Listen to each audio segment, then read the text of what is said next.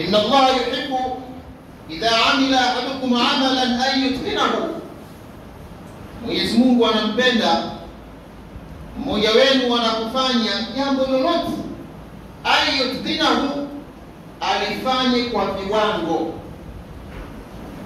alifanye kwa viwango.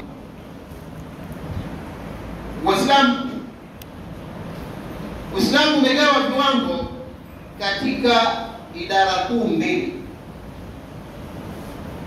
Kuna idara inayoshughulikia viwango katika maeneo ya bidhaa na vifaa, na kuna idara inayoshughulikia viwango katika upande wa majengo na vipandwa. Maeneo mawili haya Uislamu unataka pawepo na watu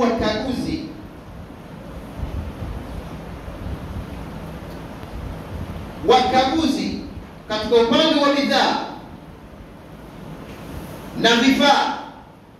Ni lazima bidhaa zikaguliwe kabla ya kuingia sokoni. Ndio Uislamu unataka. Ni lazima vifaa vipate ithibati kabla ya kuingia sokoni. Hiyo A. B, upande wa majengo, ni lazima majengo yapate ithibati, yapate hakikisho la uhalisia wake katika kila sekta, katika kila hatua. Na ndio maana hawa wakandarasi wamegawanyika. Kuna yule michoro, ili apate ithibati ni lazima bodi ya wakandarasi mthibitishe, jamani, huu ndio Uislamu. Qala Muhammad, huu ndio Uislamu. Fakhruna, fakhri yetu, izuna, utukufu wetu. Mkandarasi akishachora mchoro wake wa ghorofa 20, 30, 40, 50, ni haramu kuanza ujenzi mpaka ule mchoro akautetee kwa bodi ya wakandarasi. Ukishathibitika, unathibitishwa kwa mihuri maalum kwamba huu mchoro sasa ukaanza kutumika. Na unapoanza kutumika, kuna mkaguzi ambaye anakagua hatua ya kwanza ya foundation. Ile foundation inajengwa kwa mujibu wa viwango vya mchoro vilivyo. Ile zege huwa inachukuliwa sample, kama kiganja cha mkono, inakwenda kupimwa. Ile zege, simenti, mchanga, kokoto imefikia viwango vyake vinavyotakiwa. Lengo, dini yetu ya Uislamu imekuja kuitetea nafsi isidhurike. La darara wala dirar, hakuna kujidhuru wala kudhuriwa. Hii ndio principle ya dini ya Uislamu. Kwa hiyo unakuta Uislamu kila kitu ni standard. Kila kitu ni standard. Haya maisha yetu ovyo ovyo ni sisi tu kutoishi katika mazingira ya Uislamu. Kwa hiyo huyo ni mchoraji. Akija mtu wa nondo, naye akachora nondo anazozihitaji katika lile jengo, itakwenda kupata ithibati. Akija mtu wa umeme, naye akasambaza umeme kwenye hilo jengo la ghorofa 20, 50, hawezi akasambaza umeme. Ni lazima akapate ithibati kwa wataalamu wa umeme katika bodi ya umeme kwamba huu umeme hauleti ukaleta matatizo huko mbele ya safari, umeweka katika viwango. Mwenyezi Mungu anasema fasalu ahla dhikri in kuntum la ta'lamun, waulizeni professional ikiwa nyinyi hamjui. Ahla dhikri hapa maana ni wale professional. Uislamu unamtaka kila mtu asimame katika elimu yake. Wala taqfu ma laysa laka bihi ilm, usilisimamie jambo ambalo huna taaluma nalo, huna qualification nalo, huna tahasusi nalo, huna professional nalo. Viwango, yani mtu anapolizungumzia jambo anatakiwa awe na viwango katika lile jambo ambalo analolizungumzia. Na ndio maana inapotokea ajali ukawaona watu 100 wameokolewa, damu zinawamiminika, serikali imemweka mtu maalumu wa viwango, huyo ndio atakayetangazia nchi kwamba jamani, imetokea ajali sehemu fulani, majeruhi watu wangapi na waliofariki watu wangapi. Si kila mtu, kuna mtu maalumu kwa taaluma maalumu ndio kawekwa. Uislamu sallallahu Muhammad. Kwa hivyo Uislamu unataka ubora wa bidhaa kuanzia zinapotengenezwa,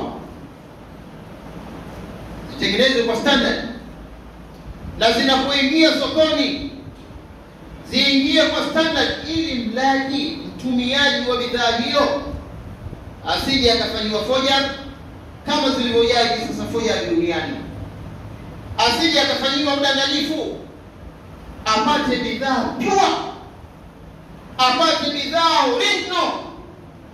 Kwa sababu Mwenyezi Mungu ametuleta hapa duniani tutumie vitu original. Original, sio vitu feki. Sio vitu feki. Vitu feki ni haramu.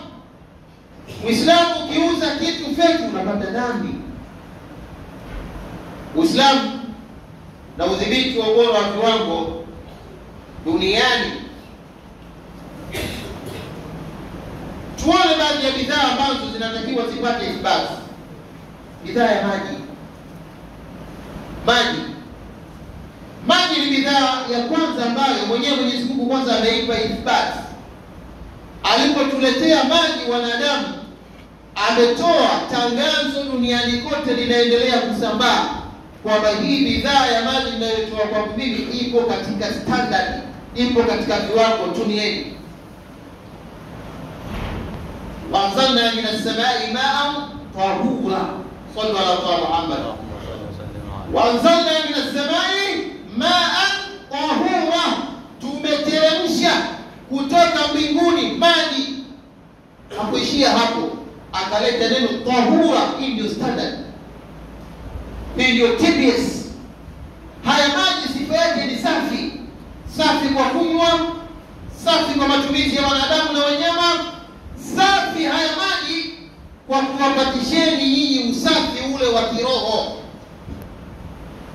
Hata maji ya kuchukulia udhu yanatakiwa yawe standard, yametimia viwango na vigezo vinavyotakiwa.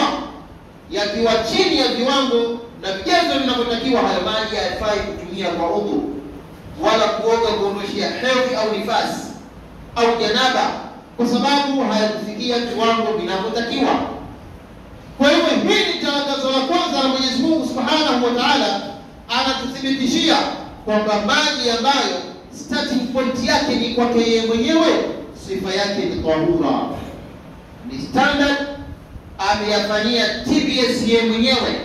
Wanzalna minas samai ma'an tahura, tumeteremsha kutoka mbinguni maji. Maji maana yake ni mvua. Maji maana yake ni mvua. Na dini ya Uislamu ikayagawanya maji. Yale maji ya viwango yanayoruhusiwa Uislamu kuyatumia, maul bahri, maji ya bahari, ni maji ya standard kutumia. Maul anhar, maji ya visima, ni maji standard kwa kutumia. Maul anhar, maji ya mito, maziwa, ni maji standard katika kutumia. Maul thuluj, maji ya theluji, barafu, ni maji ya standard kutumika. Lakini kuna maji ambayo Uislamu ukasema hayo hayako standard katika kutumiwa. Kwanza, maji, maji yaliyotuama hayatembei. Maji yasiyotembea, uko porini umekutana na kidimbwi cha maji, unayaona yako meupe, lakini sifa yake hayatembei. Hayo maji yamekosa viwango vya kutumia. Kwanza, wewe huruhusiwi kutumia maji hayo ila kwa dharura nyingine, kwa sababu kama kuna mdudu amekuja kuyatumia, kama kuna mtu amekuja kuyatumia, kwa sababu maji yanayotembea, hata kama mtu kenda kajisaidia katika yale maji, muda wa kuwa yanatembea, ule uchafu umeondoka. Uislamu ni dini ya viwango, lakini maji ambayo yametuama hayatembei, hayo ni maji ambayo yamepoteza standard. Na ndio maana ikaweka sheria, hata wewe hutakiwi kujisaidia katika maji yasiyotembea, kwa sababu yale yatawasaidia wadudu. Wadudu wanapokuja kutumia maji yale wanadhurika, kwa sababu hayatembei na wao wanayatumia kama katika mahitaji yao ya kila siku. Udhibiti maji hayo ambayo Mwenyezi Mungu Subhanahu wa Ta'ala ametuwekea kutumia, yapo katika viwango, yapo katika standard. Ndugu Waislamu, dini yetu ikiwa ni dini ya viwango, tunatakiwa na sisi Waislamu tuishi kiviwango. Wanafunzi, someni kwa viwango. Wanafunzi unakuwa fresh, unakuwa ile personality yako kwanza ni ya viwango safi. Shati lako safi, suruali yako safi, viatu vyako vimefanya shusheni safi, madaftari yako safi. Yaani unapoandika hata ile nidhamu. Kuna walimu huwa wanatoa maksi kwa ile nidhamu ya upangaji wa uandishi wa wanafunzi.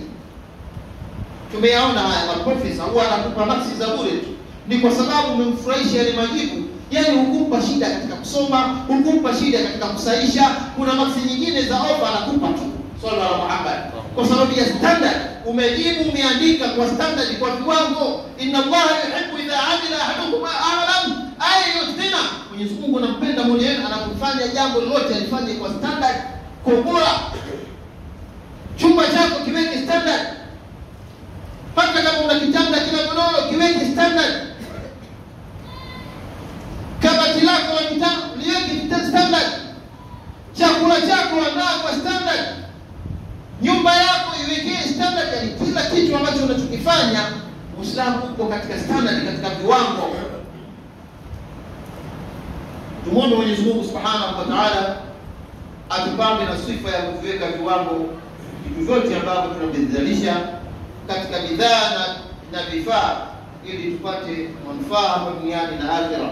Wal 'asri inna al-insana lafi khusr illa alladhina amanu wa 'amilus salihati wa tawassaw bil haqqi wa tawassaw bis sabri. Barakallahu li wa lakum fil Qur'anil 'azim wa nafa'ani wa iyyakum ma fihi min al-ayati wadh-dhikril hakim. أقول قولي هذا استغفر الله العظيم لي ولكم فاستغفروه إنه الغفور الرحيم والبر الكريم. وأشهد أن لا إله إلا الله وحده لا شريك له وأشهد أن سيدنا محمدا عبده ورسوله أرسله بالهدى ودين الحق ليظهره على الدين كله ولو كره الكافرون. أما بعد. Uislamu udhibiti wa ubora wa bidhaa na vifaa. Tumesema kwamba Mwenyezi Mungu Subhanahu wa Ta'ala ameugawanya ubora wa bidhaa na vifaa katika makundi makuu mawili ya Mtume Muhammad sallallahu alaihi wasallam: ubora wa bidhaa na vifaa na ubora wa majengo na vipangwa.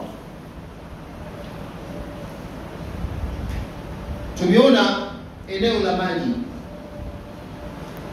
kwamba hakuna nchi yote ambayo inaweza kumruhusu mtu atengeneze maji ambayo watu wanayanywa. Mtu mwanadamu anatakiwa kwa siku standard aliyopanga Mwenyezi Mungu anywe lita 5 au chini ya lita 5. Lakini wangapi tunakunywa maji? Mimi mwenyewe lita 1 kwa siku simalizi. Bali kizama la si basira. Na wewe mwenzangu na uhakika hivyo hivyo. Wachache wanaopiga lita 2, lakini kwa unatakiwa kwa siku maji kuyafikia angalau lita 5. Wewe hapo kwa uwezo wa kupata maji ya design hiyo, ukianza na yale maji ya uvuguvugu wa alfajiri, malaria kwako, kitu kinachoitwa homa kwako, haramu. Viwango ambavyo Mungu kaviweka vinaondoa homa kwa haramu. Homa nyingine ni kwa sababu hatumi maji. Na Mungu anasema waja'alna min al-ma'i kulla shay'in hayy, tumefanya kupitia maji kila kinachotaka uhai kisurvive kupitia maji, kiendelee kupata uhai wake. Maji ni uhai, maji. Na ndio maana maji yanatakiwa yawe katika standard inayotakiwa, silete madhara kwa watu. Ubora wa bidhaa katika eneo la dawa za aina zote.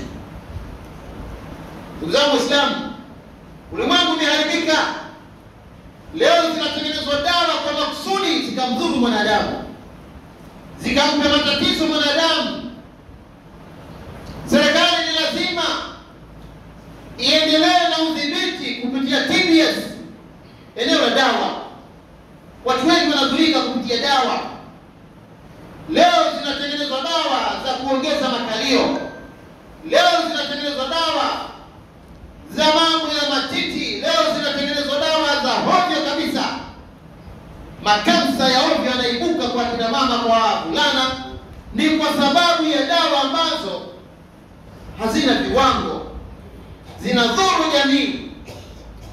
Sasa ni lazima katika eneo la bidhaa ya dawa serikali izidishe umakini. Eneo la vipodozi, mafuta ya kutumia, hatuwezi tukaishi bila. Hii ngozi inahitaji mafuta. Ngozi ya mwanadamu inahitaji mafuta. Ngozi ya mwanadamu inahitaji perfume. Udhuru kutumia perfume ni sunna. Mtume alikuwa na kichupa chake anatembea nacho. Kumbe Ijumaa leo ilitakiwa watu wote, kila mtu ana kichupa cha udhuru. Sio matumizi ya wazungu mafuta. Dini ya Uislamu inamtaka Muislamu anytime anatumia mafuta mazuri. Tumia mafuta mazuri. Ikaweka tu vigawanyo, mafuta ya mwanamume yajitokeze kidogo, mafuta ya mwanamke yawe baridi, yawe chini. Lakini leo kutokea asu dhalika vice versa. Mwanamke mafuta yake yanakuwa kama jini, kama shetani vile. Akipita mtaani mtaa mzima ananukia. Mwanamke usitumie mafuta hayo katika dini ya Uislamu. Mafuta yanatakiwa kupaka mwanamke yawe chini na afya yake, na mafuta ya mwanamume yawe juu. Ndio viwango alivyoviweka Mtume Muhammad. Sasa tunazungumzia eneo la ubora wa bidhaa dawa katika pharmacies mbalimbali na mafuta vipodozi. Dawa za ovyo zinaletwa, na tunaipongeza serikali kupitia Wizara ya Afya na kupitia shirika hili la TBS, pale ambapo tunashuhudia greda likisaga tani mbalimbali za bidhaa. Tunayaona haya. Tunaipongeza serikali kupitia TBS kwa kuharibu bidhaa. Zinapokelewa madalili, tunaona bidhaa ambazo hazina ubora zimechakachuliwa, zinakabidhiwa kwa watu wenye kuharibu bidhaa ambazo hazina ubora. Greda linakuja linaponda, unaweza kuona wale wanapata dhambi, wale wanaharibu. Hawapati dhambi. Wanafanya kitu ambacho ni sahihi. Wanadamu wanatakiwa kutumia bidhaa ambayo la dharara wala dhirar, hakuna kujidhuru wala kudhuriwa. Hiyo ndio kanuni mama ya dini ya Uislamu. Wala tulqu bi aydikum ila ta'aluka. Mungu anasema msizitie nafsi zenu kwenye maangamivu kwa kutumia vitu ambavyo haviko standard.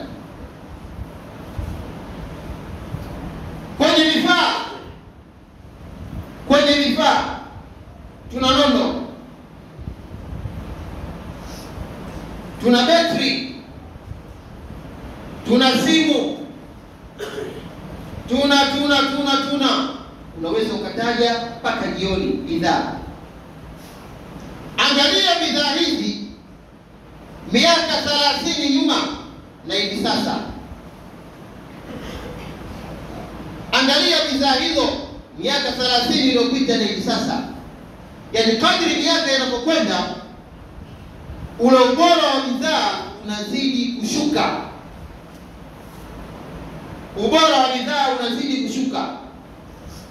Kana kwamba dunia dunia, kana kwamba dunia inatengeneza bidhaa za muda fulani kisha uharibikiwe ukanunue tena bidhaa nyingine, kitu ambacho hiyo ni khiana. Kuna khiana ya muda mfupi, muda wa kati na muda mrefu.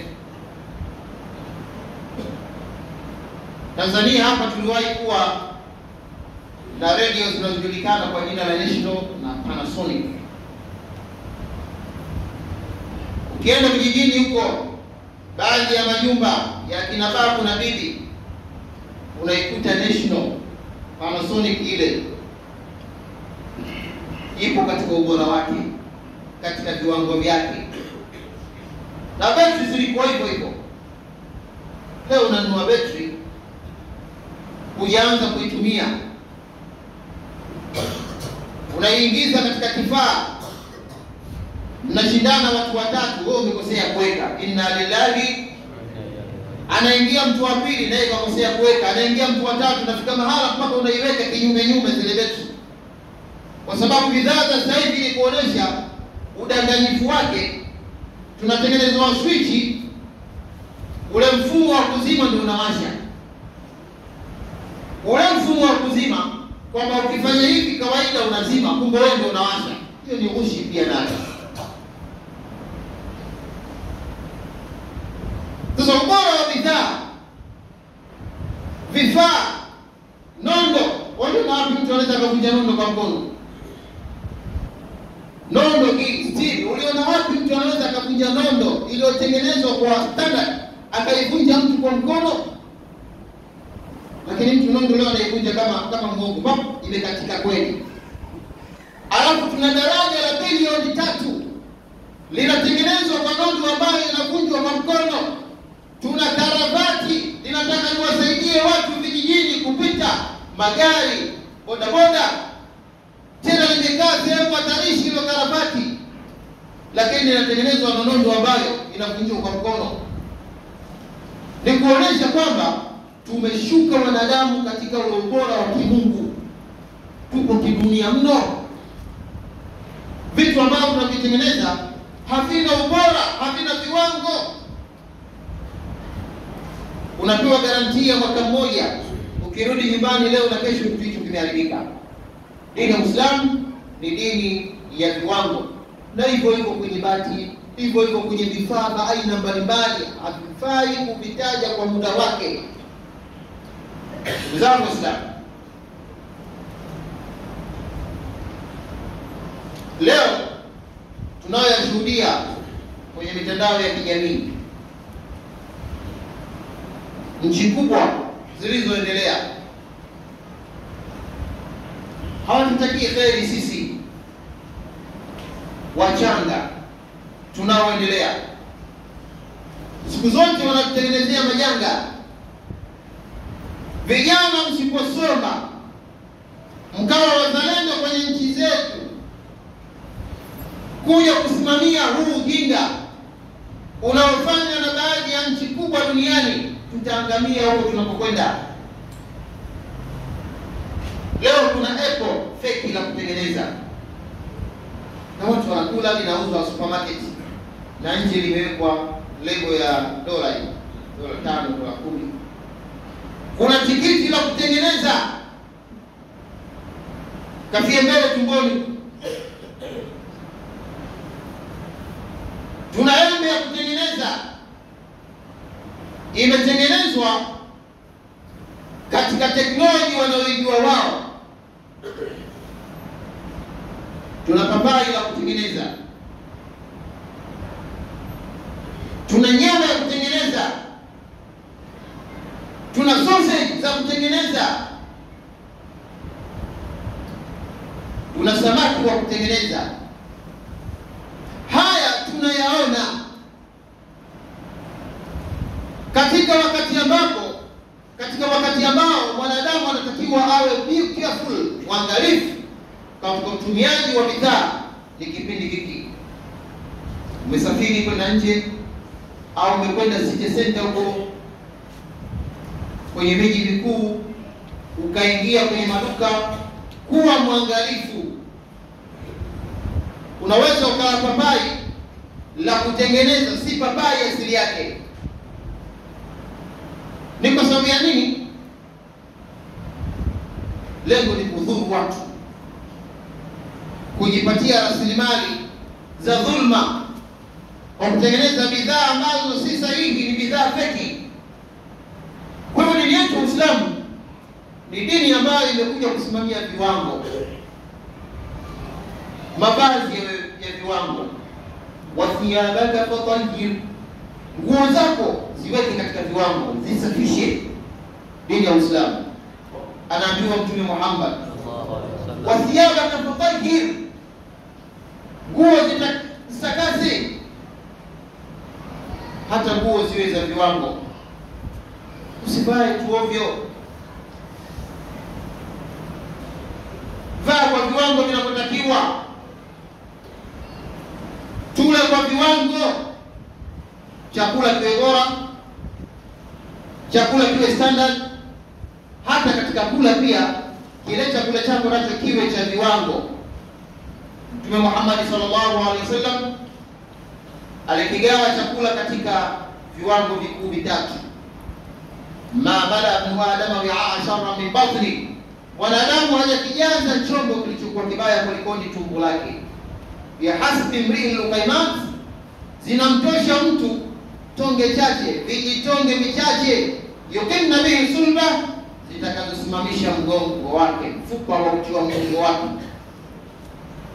Waikana la mahala, ukiwa hapana budi isipokuwa mtu anahitaji kula, basi Mtume anatoa viwango vya kula. Fathuluthu li ta'ami, thuluthi moja iwe ni ya chakula, wa thuluthu li sharabi, na thuluthi moja iwe ni ya maji, wa thuluthu li nafasi, na thuluthi moja iwe ni ya kupumua. Sallallahu alaihi Muhammad.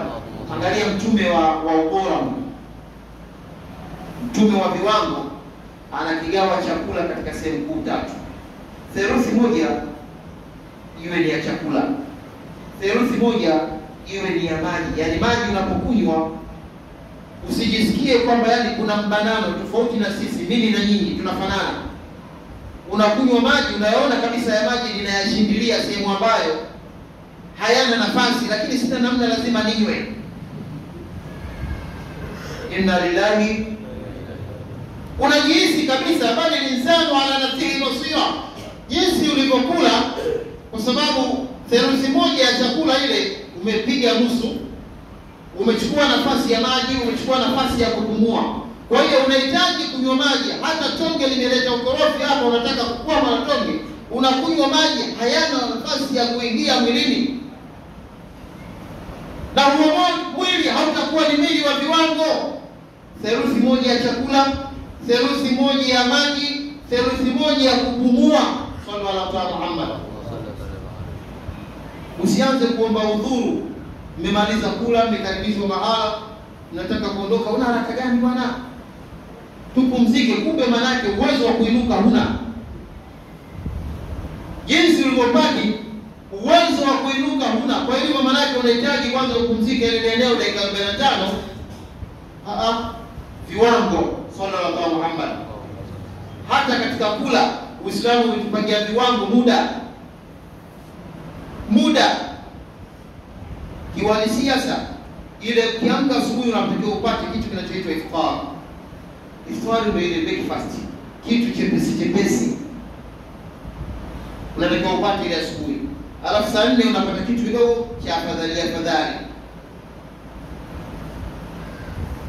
Kinakusogeza muda unaotakiwa kula Muislamu ni baada ya maghrib. Ule muda wanaokula wanafunzi sekondari ndio muda wa Mtume Muhammad sallallahu alaihi wasallam. Mwanadamu Muislamu anatakiwa ale baada ya magharibi. Wale matablighi wale wanaolala misikitini, yani wale wamekopi vitu vingi vya Mtume Muhammad, sema ni watu ambao wanadharaulika tu. Mafunzo mengi ya practical ya Mtume wale wameyakopi na kuyapesti. Kwa sababu gani? Ule magharibi, ukishakula magharibi, hakuna mtu anayelala baada ya magharibi. Ni lazima atapata distance ya kwenda msikitini. Sallallahu alaihi Muhammad. Na chakula unatakiwa baada ya kula, ile standard yake ipatikane. Baada ya kula upate movement ndogo. Kwa hivyo ukimaliza kula magharibi unasikia adhana ya Isha, unakwenda msikitini. Kitendo cha kwenda msikitini, unatembea, kile mwili wako unasaga kile chakula ulichokula. Lakini leo wote tunakula chakula saa 4 ya usiku, saa 5 ya usiku, tena unakula package ambayo ya kala. Yaani kana kwamba mchana ulifunga unakula daku. Ukishamaliza kula kile chakula cha kala, maana umelipa madeni ya kutokula mchana kutwa, unakwenda kulala kitandani. Unakwenda kulala na chakula ambacho hakina nafasi ya kusadika. Kinatengeneza sukari, kinatengeneza pressure, kinaongeza kilo za mwili. Uislamu ni dini ya standard. Inna Allaha wa malaikatahu yusalluna ala an-nabi ya ayyuhalladhina amanu sallu alayhi wa sallimu taslima. Allahumma salli ala Muhammadin wa ala alihi